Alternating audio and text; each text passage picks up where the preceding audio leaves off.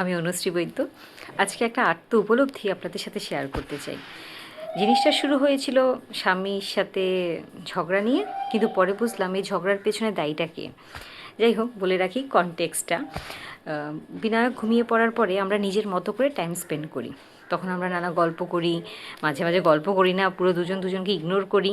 তো কালকে কি হয়েছিল, আমি একটা বই পড়ছিলাম, আর তাপস বসে বসে মোবাইল দেখছে, বিভিন্ন রিল দেখছে, হাসছে, আবার মাঝে মাঝে কিছু শেয়ার করছে। কিন্তু কালকে সামহাউ আমি কোনো মানে উত্তর দিচ্ছিলাম না।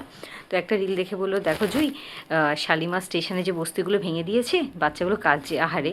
তো আমি চুপ করে রইলাম। তারপরে বলছে, একটা দৃষ্টিহীন হকার একটা ভিডিও শেয়ার করেছে, উনি বলছেন ট্রেনে নাকি হকারি বন্ধ। আমি সেখানেও রিয়াক্ট করিনি, আমি নিজের মতো নিজের বইটা পড়ছিলাম। তো এরকম বলতে বলতে এরকম 3-4টে ঘটনা বললো। ও হ্যাঁ, আন্দামানের ওখান দিয়ে পালাতে গিয়ে অনেক ছোট ছোট বোট নাকি উল্টে গেছে, অনেক মানুষ মারা গেছে। তো বেসিক্যালি ব্যাপারটা হলো, ও অনেক দুঃখের কথা বলছিল আর আমি কোনো রিয়াক্ট করিনি।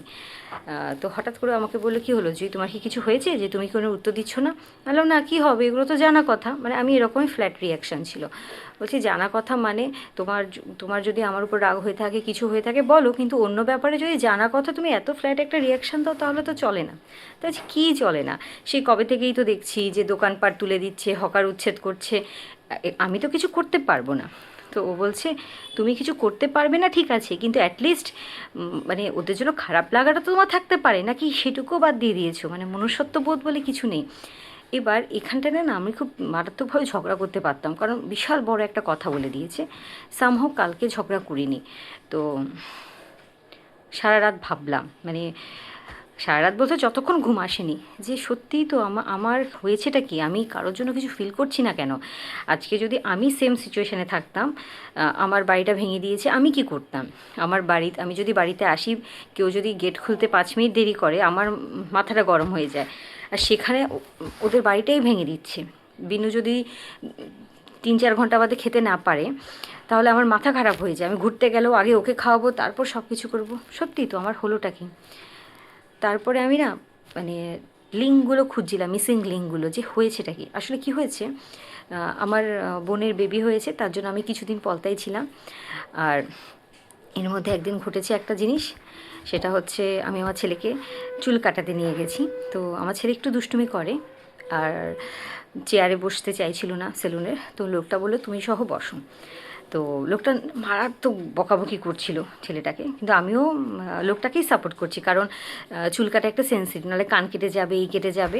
আমি বললাম, দেখ বাবা, উনি তো আমাদের দুজনকেই বকছে, চুপচাপ বসে থাক, কথা বলিস না। আমি কিন্তু ওনাকেই সাপোর্ট করলাম। তারপরে যে চুল কাটানো হয়ে গেল, আমি টাকা দিতে যাচ্ছি। তো উনি বলে 100 টাকা। আমি বললাম, 2 মাস আগেই তো কাটিয়েছিলাম, 50 ছিল। ওনার রিয়াকশানটা শুনুন। উনি হুট করে বলল, তোমার ছেলে যা ডিস্টার্ব করেছে, ওই টাইমে আমি 5 জনকে চুল কেটে দিতে পারতাম, তাহলে আমার 250 টাকা চার্জ করা উচিত ছিল তোমার থেকে। আপনি ভাবুন একবার, একটা বাচ্চা দুষ্টুমি কি একটু কান্নাকাটি করেছে, চুল কাটবে না বলেছে, উনি পুরো দ্বিগুণ চার্জ করলো। উনি বলছে 5 গুণ চার্জ করা উচিত ছিল। এবার এই দোকানটাই যদি রেলের অবৈধ নির্মাণ হয়, তাহলে তোমার তো আমার প্রতি কোনো মায়া হয়নি, আমার মায়াটা হবে কোত্থেকে? এটা হলো একটা ইনসিডেন্ট। দ্বিতীয় একটা ইনসিডেন্ট, সেদিন বিনু খুব আইসক্রিম খাওয়ার বায়না করছিল, আর আমি ট্রেন থেকে নেমে মানে বাপের বাড়ির দিকে যাচ্ছি। তো আমি আরও কিছু জিনিসপত্র নেব বলে ঠিক করেছি। এই ধরুন, বিনুর জন্য একটা আইসক্রিম, বিনুর জন্য চিপস। আমি খুব একটা জিনিস রাস্তাঘাটে ক্যারি করি না, বই নিয়েও যাই না। তার কারণ প্রত্যেকটা জিনিস একটা ওয়েট আছে, আর আমাকে বিনুকেও কোলে নিতে হয়, পিঠে একটা ব্যাগ থাকে। তো আমি বললাম, একটা চিপস দিন, আর একটা বিস্কিট দিন, আর একটা আইসক্রিম দিন। উনি সবার আগে আইসক্রিমটা দিল। তো আমার মাথায় ছিল, আমি যদি এখন আইসক্রিমটাকে খাওয়াই, ও পুরো আমার গায়ে গায়ে করবে। আমি বললাম, এখন আইসক্রিম খুলবো না, আপনি ওটা ব্যাগে রাখুন। বলে, আরে ও মাথা খারাপ করে দিচ্ছে, তাড়াতাড়ি আইসক্রিমটা দাও। আচ্ছা, মাথাটা যদি ও খারাপ করে, ও তো আমার খারাপ করছে, আপনার খারাপ করছে না তো? আমি তো আপনার দোকানে 2 মিনিটের জন্য দাঁড়িয়েছি, আপনার দোকানে কোনো জিনিস ওকে ধরতেও দিইনি। শুধু ও বায়না করেছে আইসক্রিম খাবে, আমি অবশ্যই একটা আইসক্রিম নিচ্ছিলাম, কিন্তু ওটা আমার প্ল্যান ছিল ওকে বাড়ি গিয়ে দেবো। এবার দেখুন, প্রত্যেকটা জায়গাতে কি হচ্ছে, আপনি অ্যাজ আ মা, একটা বাচ্চার মা, যেখানেই যাচ্ছেন সেখানেই আপনি এই ধরনের জিনিসপত্র ফেস করছেন। অটোতে বড় বড় করে লেখা থাকে, বয়স যদি হয় 3, পুরো ভাড়া দিন। এবার স্বাভাবিক, ছেলের বয়স 3 বছর হয়ে গেছে, তো কোলে বসিয়েছি। অটোওয়ালা বলছে, না না কোলে বসাবেন, ওকে আপনার কোলে বসান। আমি বলছি, ওকে তো পুরো ভাড়া দেবো।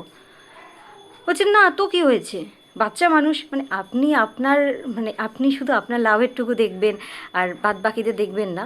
এগুলো ছোটো ছোটো ইনসিডেন্ট। তারপরে আমি ভেবে দেখলাম যে তাপস যে বলল যে আমার কারোর প্রতি মায়া দয়া হচ্ছে না, ভুল বলছে না।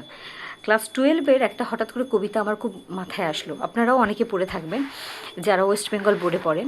এডওয়ার্ড থমাসের দ্য আউল, মানে ওখানে লেখা আছে একজন যুদ্ধফেরত সৈনিক, সে একটা সরাইখানাতে যায়, সে খুব মানে গ্রেটফুল ভগবানের কাছে, সবার কাছে, যে আমি ঠিক টাইম মতো ফায়ার পেয়েছি, যেহেতু ওটা শীতকালীন দেশ ছিল, ফুড পেয়েছি যেহেতু ওর শক্তি দরকার ছিল, আর পেয়েছি রেস্ট, মানে ব্ল্যাঙ্কেট পেয়েছি যেখানে ও রাতটা রেস্ট নিতে পারে। আর ও জানে যে বাইরে একটা প্যাঁচার ডাক শুনতে পাচ্ছে, আর ও জানে যে আকাশের নিচে জামা কাপড় নেই, ব্ল্যাঙ্কেট নেই, এমন অবস্থায় অনেক লোক শুয়ে আছে। তো উনি বলছে, হয়তো আমি কিছু করতে পারবো না, কিন্তু আমরা অ্যাটলিস্ট সমব্যথিত হতে পারবো। আর ঠিক এখানেই আমাদের প্রবলেম হয়ে গেছে, সমব্যথী। আমার কেউ বেদনা বুঝবে তবেই না আমি কারো বুঝবো, আবার আমি কারো বুঝবো তবেই না সে আমার কথাটা বুঝবে। আসলে কি হয়েছে, বিনু হওয়ার পর থেকে আমি রিয়েলাইজ করেছি বাচ্চাদের জন্য না কারো কোনো সিম্প্যাথি নেই। যেমন ধরুন এই নরেন্দ্রপুর মিশনের যে ঘটনাটি, যতটুকু আমরা নিউজ চ্যানেল থেকে জানতে পেরেছি, গরম চাটা ও দুষ্টুমি করে খেয়ে নিয়েছে। এরকম কত হয়েছে, আমাদের স্কুলে চা দিয়ে গেছে, বোর্ডে ব্ল্যাকবোর্ড ওয়ার্ক করতে করতে চা ঠান্ডা হয়ে গেছে, বা বাচ্চারাই খেয়ে নিয়েছে, কতবার হয়েছে। আবার এমনও হয়েছে ওরা ওদের টিফিন শেয়ার করতে এসছে, আমি অন্তত রাগ করিনি। কিন্তু এখানে বাচ্চা বলবো না, 12-এর ছেলে, দেখতে শুনতে তো বড় কিন্তু বয়সে তো বাচ্চা। ভাবুন, ও মারা গেল কিছুদিন আগে। রিসেন্টলি একটা ঘটনা ঘটেছে ক্যাবজেমিনির ডে কেয়ারে। তো যেসব মায়েরা কাজ করেন তারা বাচ্চাদের ডে কেয়ারে রেখে গেছেন, আর আয়ারা খুব ফার্স্ট্রেটেড, মহিলা মাত্রই ফার্স্ট্রেটেড। ওরা কী করলো, ওয়াশিং মেশিনের মধ্যে বাচ্চাটাকে ঢুকিয়ে রেখে দিল। আপনি যে কোনো জায়গায় দেখবেন কেউ কারো কাজটা ঠিকমতো করে না, বিনিময়ে তারা লোকের প্রবলেমগুলো আরও বাড়িয়ে দেয়। তারপরে আমি আমার নিজের বাড়িতে যে আয়াকে রেখেছি, সেও সেম। আমার বাচ্চা অত্যাধিক দুষ্টু বলে সে কী করলো, বাচ্চাকে মোবাইল দিল, তাতেও তার স্ক্রিন টাইম বেশি হয়ে যাচ্ছিল, স্পিচ ডিলে হয়ে যাচ্ছিল। তাকে সমস্ত কিছু থেকে বেরিয়ে আনার জন্য আমাকে আমার চাকরিটা ছেড়ে দিতে হয়েছে। এখন আমি আমার ছেলেকেই দেখি সারাদিন। তাহলে সমাজের মানুষগুলো আমার প্রতি কোথায় সহানুভূতিশীল হলো? যে তাপস আজকে আমাকে এত বড় একটা কথা বলে দিল যে মনুষ্যত্ব হারিয়ে গেছে। আমার যদি মনুষ্যত্ব হারিয়ে যায় তার জন্য আমি তো একা দায়ী নই, কারণ আমার সাথেও অনেক দিন ধরে নরম করে কেউ কথা বলেনি, ভালো করে কেউ কথা বলেনি। নরম ভালো করে কথা বলতে হবে না, অ্যাটলিস্ট খারাপ ব্যবহার না করুক। আমার বাচ্চাটা দুমেই তোমার দোকানের সামনে আইসক্রিম চেয়েছে বলে তুমি বললে, মাথা খারাপ করে দিচ্ছে কেন? আপনার মাথা কোথায় খারাপ হচ্ছে? আর আমি যে ওকে 24 আওয়ার্স ডিল করছি ওর সাথে, অটোতে আমি বয়স 3 পুরো ভাড়া দিন দেবো, কিন্তু ওকে কোলে নিয়ে আসতে হবে। চুল কাটানোর সময় হয়তো আপনার 10টা মিনিট সময় বেশি নিয়েছে, তাই আমাকে দ্বিগুণ ভাড়া দিতে হবে। তাহলে এই যে আপনাদের দোকানগুলো যখন অবৈধ জায়গায় থাকে, তার জন্য আমি রিয়্যাক্ট করি না, তার জন্য আমার হাজব্যান্ড আমাকে অমানুষ বলতেও দ্বিধাবোধ করে না। অমানুষ হওয়ার জন্য তো অন্য কেউ দায়ী। তবে হ্যাঁ, যে আমার অমানুষ হওয়ার জন্য কেউ দায়ী, আবার মানুষ করে ফিরিয়ে আনার জন্যও কেউ দায়ী। থ্যাঙ্কস রিয়েলাইজ করানোর জন্য। আসলে নেগেটিভিটিকে যত আপন করে নেব না, তত নেগেটিভ হব। চেষ্টা করি আবার ভাবার, সত্যি তো নিজেকে সেই জায়গায় দাঁড়িয়ে ভাববো যে আমার বিনু যদি ওই কষ্টটা পেতো তাহলে আমি কীভাবে রিঅ্যাক্ট করতাম। আসলে বিনু হওয়ার পর থেকেই আমি সমাজের প্রতি আমার এত রাগ হয়েছে, আবার বিনুই আমাকে সমাজের কাছে ফিরিয়ে যেতে সাহায্য করে।